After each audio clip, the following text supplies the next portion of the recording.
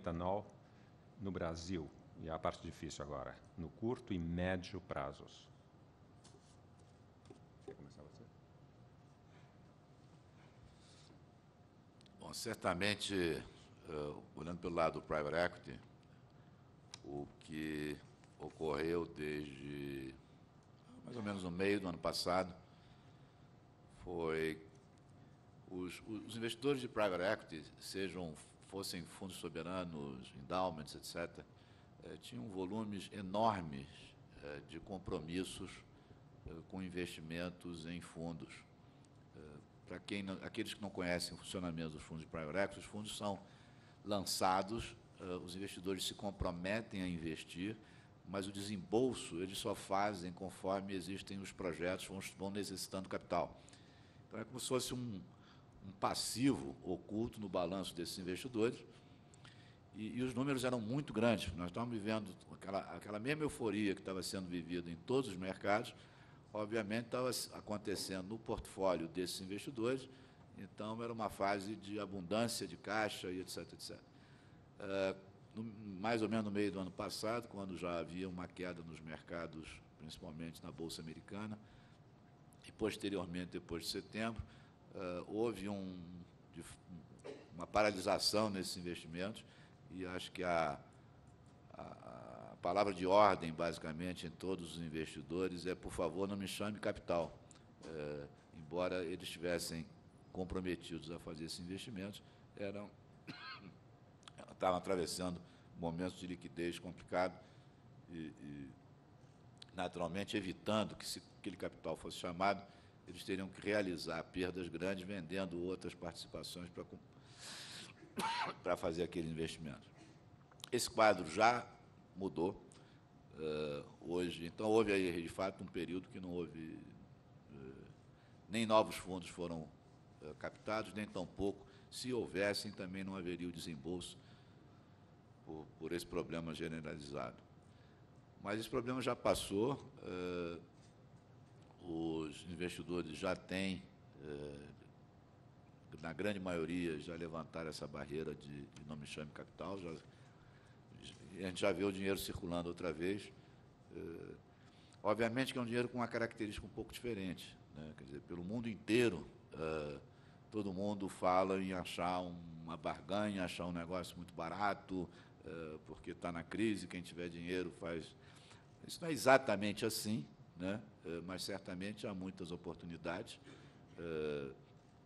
seja na parte que a gente opera, que é a área de terra, seja na parte mesmo industrial. Quer dizer, há muitas oportunidades, obviamente tem que saber separar aquelas que são boas e ruins, mas já está circulando outra vez o dinheiro de private equity. Obrigado. Uma pergunta também em termos gerais, do Vitor, do Prado. Pensando no futuro, menores margens de lucro, maiores extensões para cada produtor, há um perigo de extrema concentração da produção nas mãos de alguns poucos produtores, com uma cartelização do setor? Eu faria, acho que é para os dois. Eu vou começar respondendo sobre o ponto de vista do lado da terra. Não acredito. A extensão de terras são tão grande, a divisão das propriedades é tão grande, que eu não acredito na possibilidade, mais do que remota, de concentração de terra em níveis desse tamanho, num país do tamanho do Brasil. Na parte industrial, eu acho que o meu colega responde melhor do que eu.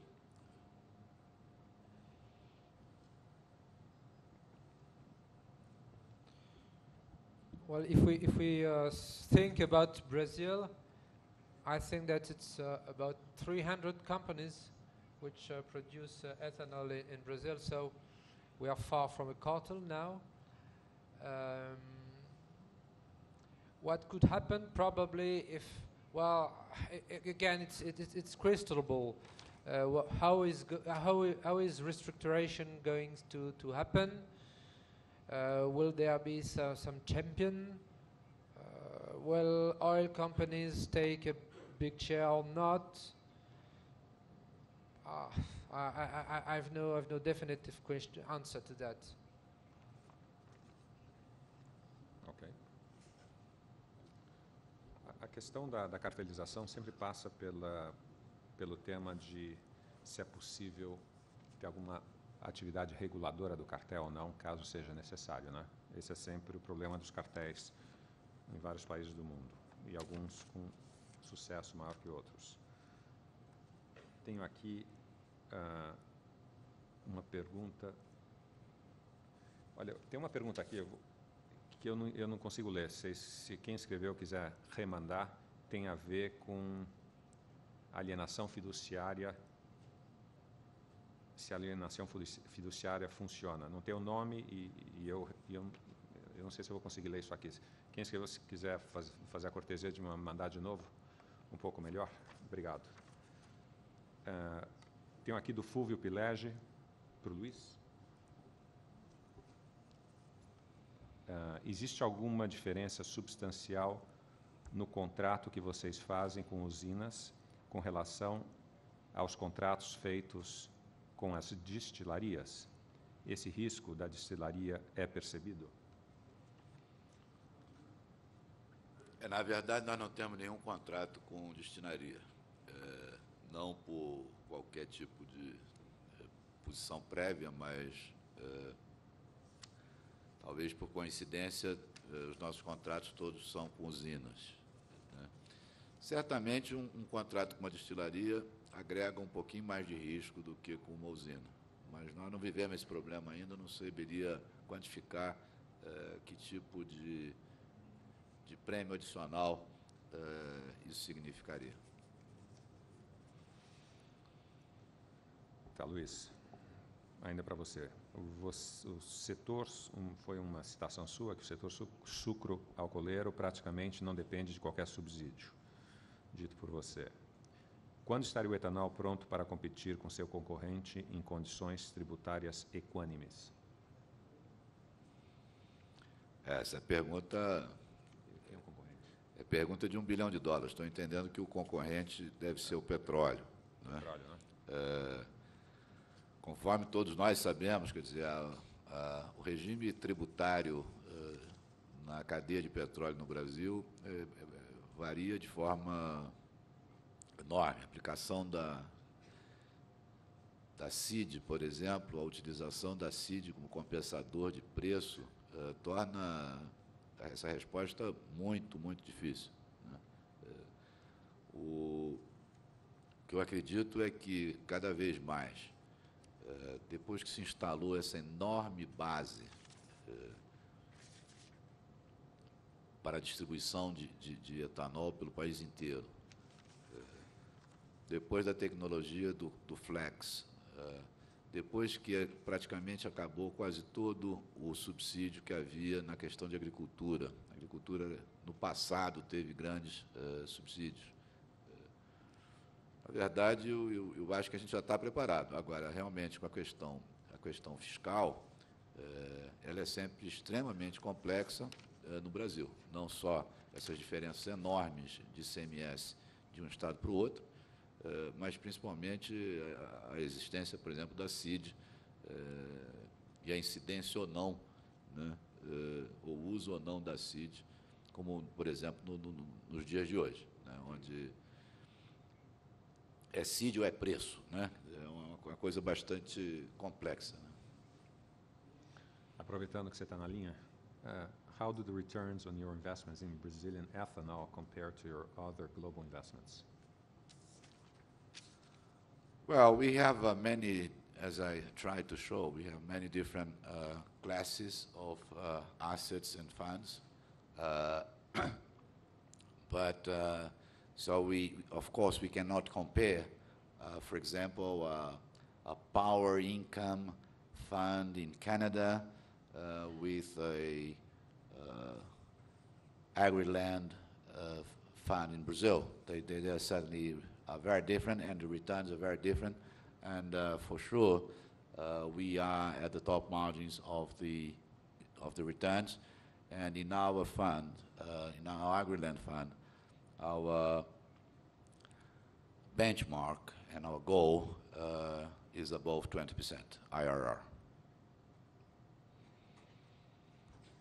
Obrigado. Tem uma pergunta para os dois. Do Romaldo de Leon. Investors are now demanding consistent cash flow because of their experience with the financial crisis. I would not call ethanol plants as investments that provide consistent cash flow. It is more of a growth investment rather than a value investment. How would you structure private equity investments to overcome this requirement?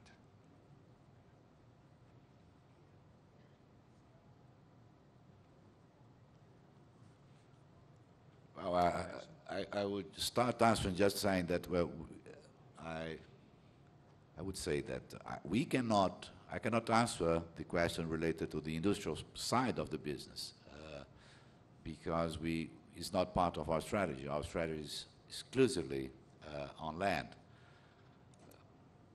But I agree that on the industrial side, certainly is a growth business, and but certainly private equity, in my view, would be a better tool for do it than the public market. But as our strategy is exclusively on land, I cannot answer the industrial side. I just want to compliment what you said on this. What we have seen in our portfolio of not only in biofuels, in general, our portfolio, especially greenfield projects, but also in corporate, is that with a crisis, there's no such a thing as consistent cash flow. Why? Because even if your project is doing well, what happens is your counterparts start to fail. Then you have an input supplier who goes bad because he has something behind with somebody who gone bad because somebody behind went bad, and this is a chain reaction. So it's very hard to even think about consistent cash flow during the crisis. Obviously, if you have consistent cash flow, it's a buffer against the crisis, but tends to disappear during the crisis, the consistent cash flow. And secondly, I would think, and I would ask Luis to confirm, if you're an equity investor, by definition, you don't have consistent cash flow. To the extent that you depend on dividends, for instance, right, unless it's some bullet that is paid at the end, to the extent that you depend on dividends, and dividends are at the bottom, then your consistent cash flows usually may not occur. Yes, the cash flow of this strategy on land is not the most compelling part of the business, and especially we have to remember that this is a long-term play. So we have been, for example, buying, and we did in the last 3 years, we acquired 100,000 hectares of land in Mato Grosso do Sul and Mato Grosso, north of the country. We acquired basically cattle ranches, and what we're doing, we are converting these cattle ranches. First stage is for a more efficient cattle ranch, second is grains, and third is sugarcane. This is a long-term play. It's 5, 6, 8 years. So cash, you'll see cash only at grains and or sugarcane, but it's not the most important part of the strategy. Okay, Bernard had some comment on the previous question, which has to do with the competitiveness of the ethanol vis-a-vis oil. Yes, the question was on the tax-free basis. How does ethanol compete to crude oil? My view is that whatever you call that, there is a need for public policy to sustain the development of ethanol. Because if you make arithmetics, then you see that on the tax-free basis, ethanol can be competitive against oil only if you can buy 700 pounds of sugar with the price of 1 barrel of crude oil.